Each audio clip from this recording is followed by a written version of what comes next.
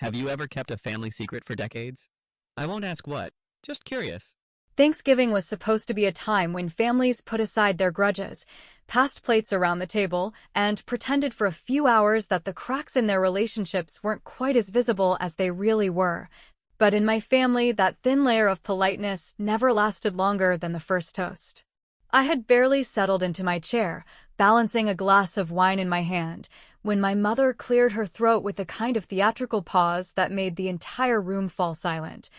And then she delivered her grand announcement as though she were a press secretary at a podium. "Your brother just bought a house," she said proudly, her eyes sweeping the table for the applause she knew was coming. Finally, someone in this family knows how to grow up. The words stung more than I expected, even though I had heard versions of the same line my whole life. I took a slow sip of my drink, holding her gaze, and when I set the glass down I said evenly, "I've already settled down. I just didn't include the doubters." Her fork slipped from her hand and clattered against her plate, and for a few suspended seconds, the entire table froze as if someone had cut the power to the room.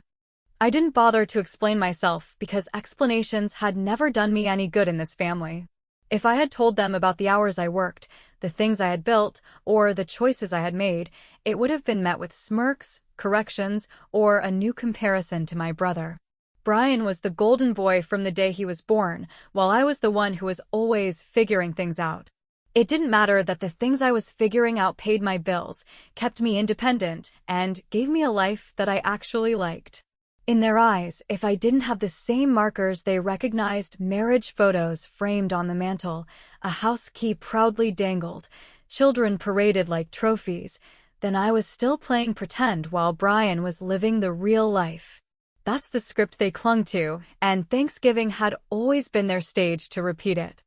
Brian leaned back in his chair with the smirk he had worn since high school, the one that said he knew Mom would always side with him no matter what nonsense came out of his mouth. "She's just sensitive," he said with a chuckle, spooning mashed potatoes onto his plate. "Don't take it personally." The dismissiveness in his tone was deliberate, as though I were a child throwing a tantrum instead of a woman who had spent years carving out a path they didn't even care to ask about. I felt my stomach knot, not from his words, but from the quiet support I saw flicker across my father's face. Dad didn't laugh, but he didn't stop Mom either. He just kept chewing, eyes on his plate, as though silence absolved him from complicity.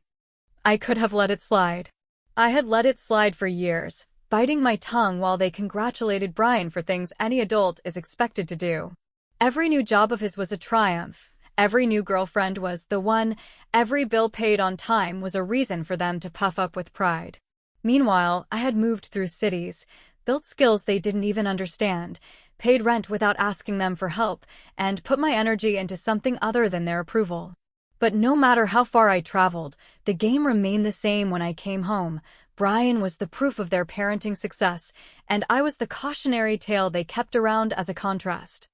This time, though, I had no intention of sitting back in silence. I knew something they didn't, and the satisfaction of watching them stew in the possibility of what I meant was worth more than any speech I could have delivered. When Mom asked the question, "When will you grow up?"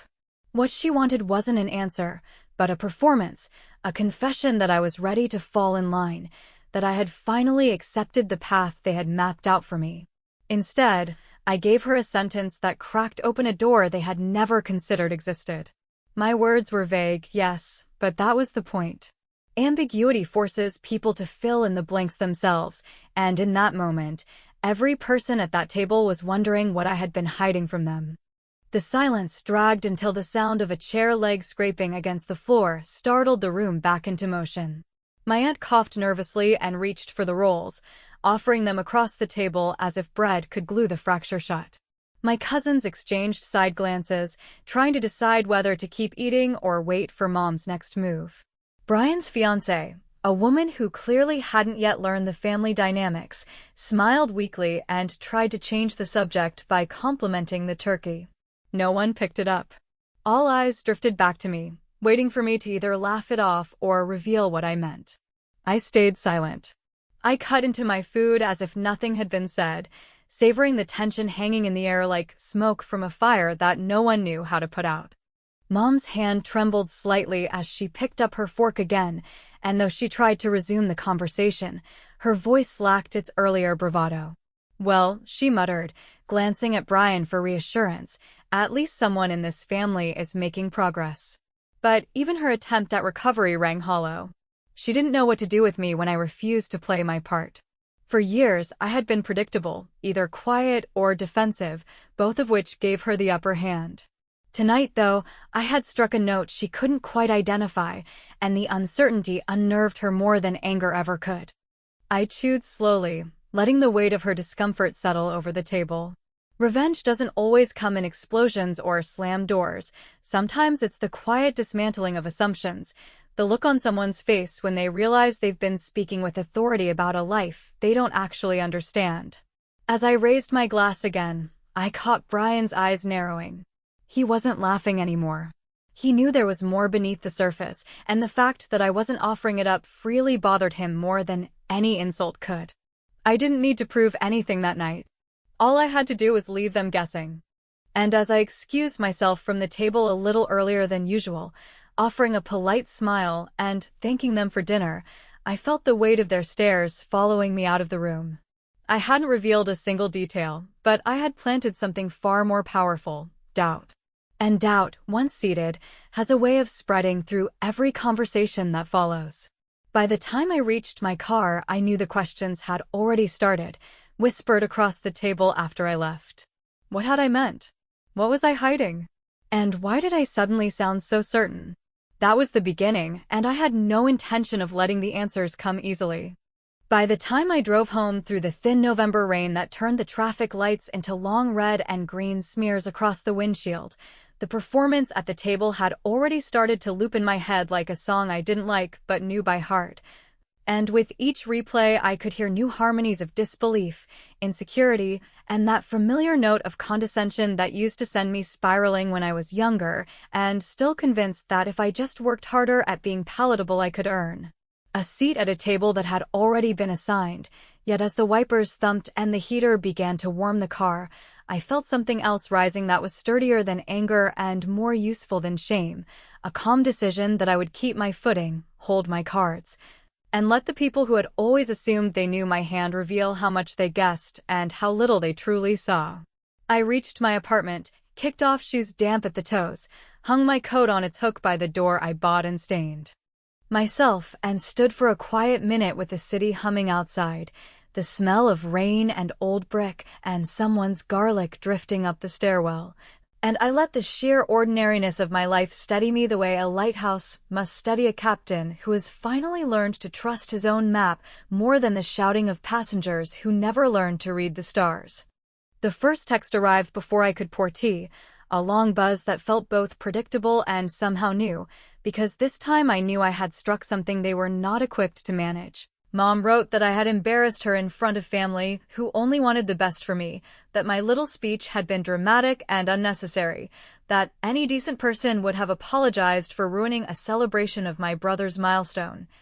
and that she would appreciate it if I came by on Sunday to talk like adults, which in our family had always meant that I would sit quietly while she laid down rules disguised as concern, and I nodded until she concluded I had finally understood the program. I typed and deleted 3 replies before settling on the one that would sting without drawing blood, a line that sounded harmless on the surface yet pressed a thumb into the bruise. I told her I loved Thanksgiving and I was happy for Brian,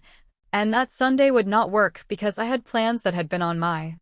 calendar for weeks, but I could do Tuesday early evening if she wanted to talk respectfully and actually listen. And then I put the phone face down and made the tea I had been trying to make before the past came crashing into the present with the familiar insistence of a debt collector. It would be easy to say the habits of favoritism started when we were teenagers, and I decided not to play varsity anything while my brother chased trophies and paraded them around the living room. But the truth is those patterns began much earlier. Woven into the soft parts of childhood when you learn what gets praised and what earns a sigh, Brian learned that speed and volume created a kind of authority, that if he spoke first and loudest, he could bend a conversation into a shape he liked. While I learned that careful work done quietly is rarely witnessed by people who do not want to see it, so I stayed in libraries and at part-time jobs, I took internships that paid in experience and ramen. And I cultivated a stubborn belief that while applause is flattering, it does not keep lights on or hearts steady. In college, I built a little web of freelance clients, and by graduation, I had a rhythm that made sense to me even if it made no sense to the people who needed their milestones visible.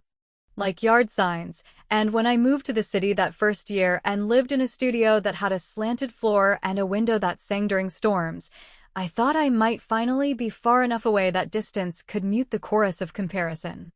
Of course it did not, because comparison travels on holidays like a carry-on bag, and every year I came home to that table where the conversation was a scorecard disguised as a family update. With each brag polished and placed on the table like a dish we were all required to taste, and yet even then I did not say what I could have said, which was that my life worked for me and the proof was not in photos or keys, but in mornings I woke without dread. In the small savings account that swelled. Slowly and without help, in the partner I loved who loved me back without asking me to make myself smaller so his pride could take up more space. I kept him separate from the noise on purpose, not because I was ashamed, but because I knew how my family operated. And I would be damned if I turned something good into a spectacle to feed their hunger for control. When Brian's fiancée sent a tentative message the next afternoon, asking gently whether everything was all right and whether she had done something wrong by smiling at the wrong moment, I realized she was the only person at that table who had looked at me with curiosity instead of judgment. I told her she had done nothing wrong, that she had walked into a play already in progress, and that the audience had been trained to boo on cue whenever my character stepped on stage, and to my surprise she laughed, a real laugh, and said she appreciated the metaphor and understood more than I might think, which was the first hint that the glossy perfection they had been selling around the table had hairline cracks that would widen with the heat of reality. Later, a second text came from Brian that began with a joke and ended with a warning, a combination that used to cut me because I would respond to the joke and ignore the warning, but this time I read it straight. He thanked me for the mysterious line and said I should not stir the pot unless I was ready to eat the soup, then added that big purchases require support and that Mom and Dad were only trying to help him be the man he was meant to be. A sentence so drenched in entitlement it left a film on my tongue. I typed and deleted again, then finally wrote that adults who buy houses are adults who also read their own contracts and pay their own bills, and that if he wanted a parade he should not demand it from people who were never invited to the planning committee. And then I put the phone down and let the quiet return. My small revenge that week was not dramatic and not loud, but it was the kind that changes a weather pattern, because I began to decline invitations that were not invitations so much as summonses. And I began to answer questions with questions until the questioner heard how intrusive they sounded, and I began to mention in a measured tone little facts about my days that did not fit the story they liked telling, like the early morning meetings with clients whose names they recognized from the news, or the evenings that belonged to someone whose name I did not supply, and I watched how the absence of details bothered them more than any deficiency they had ever accused me of. On Tuesday, I walked into my parents' house with a clear head and a clock in my pocket, and when Mom began the usual speech, I interrupted, not rudely, not dramatically, but with the quiet insistence of someone who knows her own value, and said we could talk, yes, but only if listening came first, because I had done enough explaining to last a lifetime, and the rest of the time I had left would be spent living. She hesitated, which in our family counts as movement, and in the pause Dad cleared his throat and asked how work was going in that careful way he uses when he wants to seem neutral while still fishing for something to judge. I told him work was steady and interesting and had recently turned into something bigger than work, and when he raised an eyebrow the way he does when he suspects exaggeration, I smiled, and I did not elaborate, and I watched the hook set. The cliff arrived on its own when Mom, flustered by my refusal to deliver bullet points she could refute, blurted out that Brian and his fiancée would be moving in with them for a little while because the mortgage timeline had changed and the down payment had been more complicated than expected, a confession that fell out of her mouth like a dropped dish and shattered at our feet. And in the sharp silence that followed, I gathered my bag, thanked them for tea as though it were any ordinary visit, and promised to see them soon, then paused at the door long enough to say that grown-ups sometimes grow up in directions their parents did not plan, directions that are no less valid for being unfamiliar, and if they wanted to know where I lived in that map, they would have to stop assuming and start asking, because I was done offering tours. When the door closed behind me, my phone vibrated again, this time with a number I knew well and had not seen in months, and when I answered and heard his voice, steady, kind, and ready to help me hold the line, I realized the next move would not be made at their table. And that revelation would be the thing that finally pulled the curtain back on the perfect image they had been selling to the family, like a limited-time offer. The call that slid into the quiet after I left my parents' house carried a voice I trusted more than my own instincts on bad days, a voice that had learned my pauses and my edge and the lilt I get when I am pretending not to be furious. And as he asked whether I wanted company, I thought about how carefully I had kept him and the home we had made together away from the family theater, not because I doubted what we were building, but because secrecy had been the last defense against a chorus that turned every private thing into a spectacle. So I told him I did not need rescuing, that I simply needed to anchor myself for a minute and decide which lever to pull next, and he laughed softly and said I had always been good with levers, especially the quiet ones, the ones that move structures without anyone noticing until the doors are already swinging on new hinges. That image steadied me while the day unspoled toward evening, and by the time my brother's name lit the screen with a string of messages that started as banter and thickened into accusation, I knew the exact shape of the conversation I would allow and the exact line I would not cross, because nothing would be gained by a brawl in the driveway when precision, timing, and a few well-placed truths would shift the load better than shouting ever could. Brian insisted we meet at a neighborhood bar that had enough nostalgia baked into the wood to make him feel brave, a place where he had once convinced half our graduating class that he had been scouted by a minor league team after a summer league game. A lie so extravagant and so confidently told that people repeated it for years, and as I slid into the booth I saw the boy he had been settle over the man like a favorite jacket, the smirk, the arms spread wide, the opener designed to make me react before I was ready. He called me mysterious in a way that was not a compliment, accused me of trying to humiliate him on a holiday, and then turned on the wounded charm. The "how could you do this to me" routine that had earned him mercy from teachers and girlfriends and our mother alike. I listened because listening creates space, and space is the thing that makes people fill in blanks with confessions they did not intend to make, and right on schedule he began to talk about rates and inspections and the way banks pretend to be your friend while calculating how much interest your future can carry before it buckles, and there it was. The admission that the timeline had slipped and the move-in date had evaporated and the down payment had hemorrhaged into fees no one had warned him about because he had been so busy proving that he was grown he had not read the fine print that tells you what kind of adult you are being asked to become. I did not gloat, because gloating marks you as petty when patience can mark you as prescient, so I told him calmly that grown-ups ask questions before signing, that the word pre-approval does not mean guaranteed, that the difference between a house you live in and a house that eats you alive is measured not in square footage, but in attention, and I watched his jaw set the way it used to when a coach told him to run laps. And in the long blink that followed, I placed my first measured stone on the scale by mentioning, as if it were a minor detail, that some lenders quietly require an additional reserve when the borrower's income depends on overtime, that an underwriter will comb a bank statement as if it were a gossip column,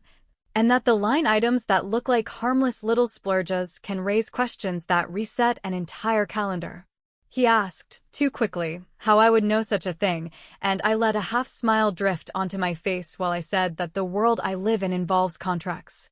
and risk and timelines, and that some of us learn to read not only our own paperwork, but also the paperwork that touches the people we love. And then I took a slow breath and asked him if he had told our parents about the second credit inquiry and the gift letter that was never actually a gift, only a promise with teeth. He leaned back as if I had reached across the table and pressed on a bruise, then blustered, then tried the old trick of laughing and calling me dramatic, which would have worked when I was 19 and still believed that being believed mattered more than being right. But I simply held his eyes and let the silence perform its old magic, and when he asked, more quietly this time, how I had found out, I told him I had not snooped and had not spied and had not hacked, that I had listened at Thanksgiving the way people listen when they are underestimated, and that I had connected the shape of his language with the shape of a problem I had solved for a client whose name he had seen in headlines. A client who had taught me that sometimes the kindest thing you can do for someone is to let them feel the discomfort of their own choices long enough to learn where the real edges are. Revenge, for me, has never been about public spectacle or vicious lines that feel good for a minute and corrode you for a year. Revenge has been the small correction that forces the person who discounted you to recalibrate forever. So while he bristled, I slid a folded paper across the table, a plain sheet that held 3 lines of innocuous text, the name of a reputable housing counselor who could restructure timelines without making a borrower feel like a child. The name of an inspector who did not accept referral fees and therefore did not soften reports to avoid upsetting agents, and the name of a lawyer who would review the contract for a flat rate and explain the clauses that would otherwise eat his emergency fund. And when he sneered that he did not need my charity, I told him dryly that it was not charity, it was the adult version of doing your homework, and that if he preferred, he could wait until our parents turned their guest room into a long-term arrangement that would calcify into a story none of us could escape. He stared at the paper, then at me, then away, and in that small pivot I saw the tiniest concession, not respect exactly, but the awareness that I was not the fool in this room. And, because I knew how to close a conversation without jamming the door, I added a detail meant for no one's ears but his, a slender fact about the appraisal that had come in lower than the offer because the comps included 2 distressed sales his agent had ignored. And I watched comprehension creep across his face like daylight under a shade, and in the space between his inhale and his reply I stood, tucked my coat under my arm, and told him he could keep the paper or throw it away, that whatever he chose would not involve me crawling back into the role our family had cast me in. And that if he wanted to be the man he said he could start by reading 3 pages and making 3 calls before our mother wrote another check. She would later wave like a flag at the dinner table. As I stepped into the night air, cool and metallic with the hint of rain, my phone vibrated again with a message from my mother, this time a curiously polite request to drop by on the weekend because she had a small errand she thought I would be perfect for. A phrasing that in our family always meant she wanted me to fix something without taking credit for having asked, and as I read the words a different plan unfolded. A quiet move that would lift a rug and reveal what had been swept under it. For years, because some debts are not financial and some documents do not live in filing cabinets, and if she wanted my help she would have to sign a different kind of agreement, one that required acknowledgement rather than applause. And the terms of that agreement would make the ground shift in a house that had always assumed I would be barefoot and grateful. When my mother texted again with that curiously polite tone that always arrives like a lace doily draped over a brick, asking whether I might stop by on Saturday because she had a small errand that would benefit from my organizational talents, I recognized the choreography as surely as I recognized the opening bars of a song we danced to too many times, so I replied that I could give her 1 hour at noon, that I would arrive and leave on time, and that if the errand involved me signing anything, transferring anything, or promising anything on anyone's behalf, the answer would be no before the pen ever met the page, and when she wrote back a string of assurances so effusive they practically curtsied, I knew I had accurately guessed the nature of the favor, and that the favor had already been presented at her church group as evidence of what a giving daughter I could be if properly guided. At noon, therefore, I walked into their kitchen carrying a folder and an old steadiness I had learned the first year I survived on invoices and late payments, and when I saw the stack of lender emails printed out and arranged with the fussiness of a funeral spray, I set my folder beside them and asked her to walk me through what she understood. Not because I needed the information, but because the exercise of hearing her find words for ideas she had only felt would expose the parts that were fear masquerading as certainty. She began by insisting everything was fine, that the bank simply required clarifications, that the inspection report had included a few cosmetic concerns, and that the gift letter was as the loan officer had put it on the phone while she put the call on speaker to solicit family applause, a normal way for families to help one another build a future, at which I lifted one paper and then another, following the little arrows she had drawn in pencil, and waited until she stopped talking because people like my mother believe silence is agreement until the silence stretches long enough to reveal itself as patience. I told her, carefully and without scorn, that clarifications are often euphemisms for missing documentation, that cosmetic concerns do not usually involve hairline cracks at the foundation and staining behind the electrical panel, that gift letters are not receipts for affection but legal statements with tax consequences and risk, and that if she wanted to help her son be a grown man, then the help should look like information rather than substitution, and I watched the annoyance bloom in her eyes before it was smoothed over by the practiced sweetness that has carried her through a lifetime of getting her way by refusing to admit what it cost. She produced, with the triumph of someone unveiling a secret weapon, a pre-filled form that a friend from her Bible study had sent, a standard addendum that would make the bank more comfortable, and asked me to look it over because I was so good with words, and as I read the paragraphs I felt a familiar chill, not because the language was sophisticated but because it was cunningly plain, a cobbled-together promise to provide funds, if necessary, and to support ongoing obligations, in a manner to be determined later, an open door wide enough to march a second mortgage through while calling it a family hug. So I looked up and said I would not allow her to sign something that could drag her into a swamp she did not see, that if she wanted to be helpful there was a pathway that protected everyone, and that I had brought it with me. I opened my folder and placed on the table a document I had drafted the night before, not legalese, not a trap, simply a one-page agreement titled in plain type, Family Boundaries and Financial Clarity, which spelled out that I would not co-sign, would not gift, would not lend, and would not be named on any paperwork related to my brother's purchase or his temporary housing, that any assistance she and my father chose to offer would be theirs alone and acknowledged as such, that comparisons between siblings would not be used as currency at holidays or in any family communications, and that if she wanted me to contact a counselor, an inspector, or an attorney from the reputable list I had provided, she would first sign this page promising that my role would be advisory and finite, with no emotional liens placed against me in future conversations disguised as maternal disappointment. She laughed, of course she laughed, a brittle little trill that said I was being dramatic and that no one in this family needed contracts to behave decently.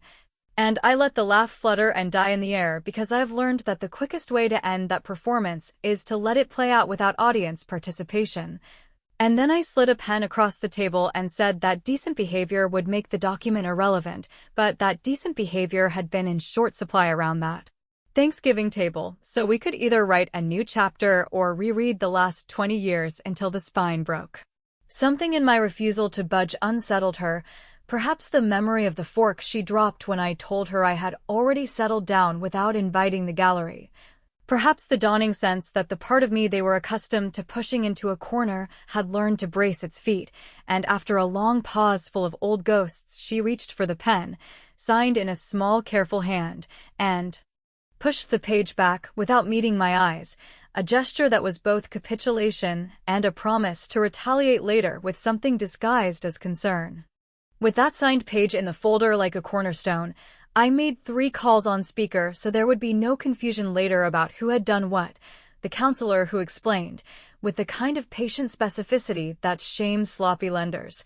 exactly which documents were missing and which financial behaviors needed to stop immediately, the inspector who scheduled a follow-up look at 2 issues the original report had euphemized into decorative phrasing, and the attorney who agreed to review the purchase and sale agreement for a fee that was smaller than the cost of one celebratory dinner, but worth more than a dozen proud announcements. And with each call my mother's posture shifted from righteous certainty into the attentive stillness of a student who understands the exam will not be multiple choice. I refused coffee and praise, gathered my folder, and told her I would email the summary of the calls so she could forward them to Brian and keep her fingerprints out of the timeline. Because adult help does not require maternal credit, and as I stepped toward the door she asked, almost casually, whether I had found a place yet that felt like home, as if the question had not been ablaid for years. And I said that I had learned to recognize home as a place with a lock that turns smoothly and a table where silence does not feel like punishment, then added, because revenge tastes better when it is practical, that I would be unavailable next week during the day due to a key exchange and would circle back after that. Her eyes flicked down to my hand as if a ring might have materialized while we were arguing and, finding none, flicked back up with a mixture of spite and curiosity that has decorated my life like bad wallpaper. And I thanked her for the hour and opened the door, where I nearly bumped into a courier with a small padded envelope and a clipboard addressed to me care of her address. A clerical relic from a time when I still used this house as a safe delivery point for things I did not want stolen. From apartment mailrooms, and while she watched, polite smile now trembling around the edges, I signed and slipped the envelope into my bag without opening it.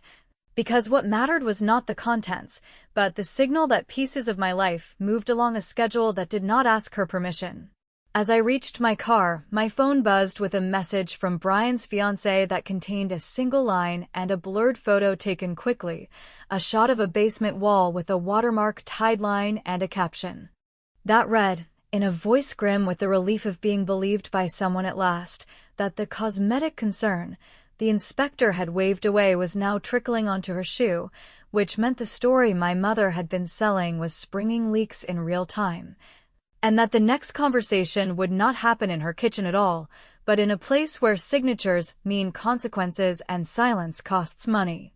The week unspooled with the slow, relentless logic of a ledger reconciling itself, and by the time Saturday arrived with a sky the color of unpolished pewter and a wind that smelled like wet leaves and old copper, the calls I had set in motion had done what clean truth always does when given room to operate, which is to strip the varnish from everyone's favorite stories and leave behind the grain that was always there. And so when my mother asked me to come by for dinner, her tone careful, her message punctuated with more pleases than I had seen since childhood, I agreed. Not because I wanted the performance, but because I was ready to fix the spotlight and let the actors decide whether to adjust their lines or continue to shout over the script they had never bothered to read. I arrived not with an entourage or with a list of accusations, but with the quiet confidence of a person who knows where her keys are and who can leave whenever she chooses, and as I stepped into the dining room I registered the details that once would have shaken me, the polished silver, the smug photograph of Brian's house printed from the listing and placed in a frame as if ink and a promise were the same as brick and title.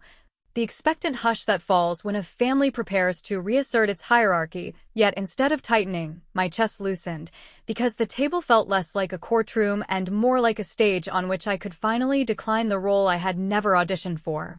My mother began with the predictable overture about misunderstandings and tone and the need to speak with kindness, and my father followed with his careful question about the timing of the inspection follow-up and Brian's fiancée, whose eyes held the kind of exhausted clarity that comes from finally being heard, looked directly at me as if permission to tell the truth lived in my gaze. I let them speak, not because their words would change my course, but because every person deserves to hear themselves out loud when they are about to encounter a fact that will rearrange their furniture, and when the crescendo of defensiveness began to crest, I placed on the table the envelope the courier had handed me in my mother's doorway, a thin, unremarkable packet whose contents were not news to me but would be news to this audience, and I said, with the evenness of someone who has practiced in mirrors and empty rooms, that I would like to offer 3 clarities and 1 invitation, after which I would be taking a walk, because digestion is easier outdoors when there has been too much salt in the air. The first clarity, I said, was that the follow-up inspection had confirmed what the watermark hinted at, not cosmetic but structural, not a charming quirk but a costly secret, and that the only adult choice now was to renegotiate as if dignity depended on accuracy rather than on the volume of one's indignation. The second clarity was that the gift had never been a gift, that a letter promising ongoing support is a seam that lenders tug until the entire blanket unravels, and that no one at this table would be authorized to sign my name, lend my credit, or spend my future in the service of anyone's narrative about what a proper family should do when faced with the consequences of enthusiasm outpacing comprehension. The third clarity, delivered as gently as a bandage being removed from skin that has finally knitted, was that I did not live in the story where I was a cautionary tale, that for longer than any of them knew I had been building a life with someone who does not confuse secrecy with shame, that the key exchange I mentioned had already occurred 2 days prior, and that our home, small and entirely ours, sits on ground that was inspected by people who do not take referral fees and was paid for with work no one applauded because I did not sell tickets. I watched the words settle, not like a bomb, but like the heavy snow that mutes a street and forces everyone to feel the altered acoustics, and when my mother opened her mouth to reclaim the microphone with that familiar blend of praise and reprimand, I lifted a hand, not a command, a boundary, and said the invitation was simple, that I would, for the span of 1 hour this evening, answer any question asked in good faith and with the understanding that answers are not weapons to be brandished. Later, that I would give the names of the counselor, the inspector, and the attorney directly to Brian and his fiancée and to no one else, and that if, after that hour, the old habits returned in the form of comparisons or rewrites or accusations of disloyalty, I would choose silence for a season and let the house learn its own language without me. My father looked down at his hands as if they had just become evidence. My mother blinked hard the way she does when she is deciding whether to cry or to rage, and Brian, to his credit, inhaled like a man stepping into cold water and asked the first grown question I had ever heard from him, which was not how to fix the optics, but how to fix the terms. A question I met with the kind of respect I reserve for people who show their own work. I gave them the plan in the stripped-down cadence of a bridge engineer who knows which cables carry and which are decorative, explained the renegotiation points tied directly to the inspection findings, outline the sequence for withdrawing the gift letter and replacing it with a documented, finite assistance plan from our parents if they insisted on participating, one that would be filed properly or not given at all, and then,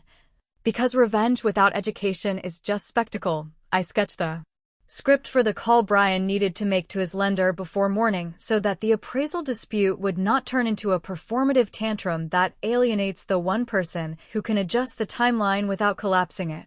The hour slid by with fewer interruptions than I expected and with more questions that sounded like learning than I had ever allowed myself to hope for. And when it ended, I stood and gathered my bag and left them with a copy of the boundary agreement folded into an old holiday card, a petty flourish I indulged because pettiness, in small and carefully measured doses, seasons a meal that would otherwise taste like medicine. At the door, my mother stopped me with a hand that hovered above my sleeve and asked, in a voice that did not know whether it belonged to the woman I had always known or to the one she might become, whether she would be welcome to see the place that I had chosen without her counsel, and whether she should bring anything when she did. I told her, because mercy is also a lever, that I would let her know when the entryway rug had arrived and the paint had fully dried. That she need not bring anything but time and a willingness to ask questions that did not begin with "why didn't you?" And then I stepped into the evening where the air had that clean, rinsed feeling cities get after rain. As I walked, my phone buzzed with a brief message from Brian's fiancée containing a photo not of a basement or a contract, but of the two of them on a curb outside the bar where we had once met in our 20s. The caption is a single line that read that sometimes the only grown-up move is to start over sooner. And I smiled without triumph because starting over is a kind of victory that does not need witnesses. You might think the story ends with a door closed or a bouquet tossed or a deed waved like a flag, yet the truth is the ending is smaller and stranger and, to me, more honest. It is a late-night knock weeks later when my mother arrives alone with a paper bag of oranges and a brittle apology wrapped in the language of weather. It is my father walking past the frame on their mantel and not straightening it when it tilts. It is Brian leaving a voicemail in which he does not ask for money or advice, but for the inspector's number again because he lost the first slip and intends not to lose the second chance, and it is me, standing in a kitchen whose lights I pay for, setting 2 cups on a counter and deciding whether the next chapter includes the people who still call themselves my family, not because they earned it with applause, but because ambiguity, when held carefully, can be a door rather than a weapon. And because sometimes the most satisfying revenge is the life you keep building.